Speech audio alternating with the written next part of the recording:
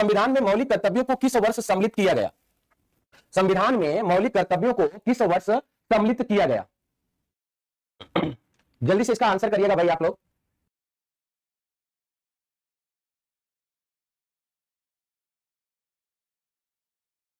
चलिएगा, तो संविधान में मौलिक कर्तव्यों को जो शामिल करने की बात की गई थी कि मौलिक कर्तव्य को कब शामिल किया गया, तो आपको पता भैया मूल संविधान में मौलिक कर्तव्य का कोई उल्लेख नहीं था। मूल संविधान में मौलिक कर्तव्य का कोई उल्लेख नहीं था। मौलिक कर्तव्य का कोई उल्लेख नहीं है। ठीक है भैया, तो कहा गया कि गुरुजी तब आप शुरू में मौलिक कर्तव्य का काम कैसे चलता था, फिर हमें मौलिक कर्तव्य की जरूरत क्यों नहीं थी? तो कहेंगे शुरू में हमने सोचा ना कि हमारे नागरिक इतने अच्छे हैं कि हम मौलिक कर्तव्य को आराम से कर पाएंगे, है ना। तो शुरू में हमारे नागरिक बहुत अच्छे थे, तो हमने उनसे उम्मीद कर रखी थी कि वो हर बात को मानेंगे। लेकिन बाद में क्या हुआ, 1975 में कमेटी गठित हुई। उस कमेटी का नाम था स्वर्ण सिंह समिति।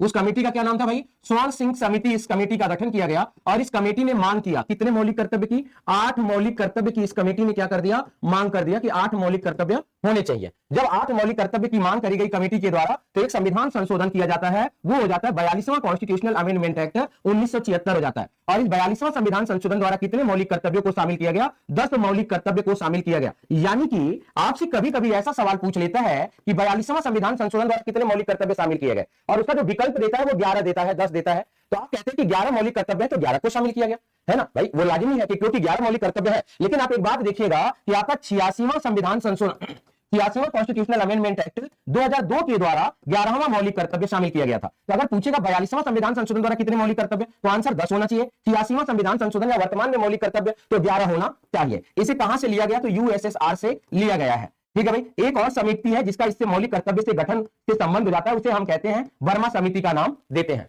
उसे हम किस समिति का नाम देंगे? तो उसे हम वर्मा कमेटी का नाम दे देते हैं। तो यहां से मामला क्या हो जाएगा? 1976।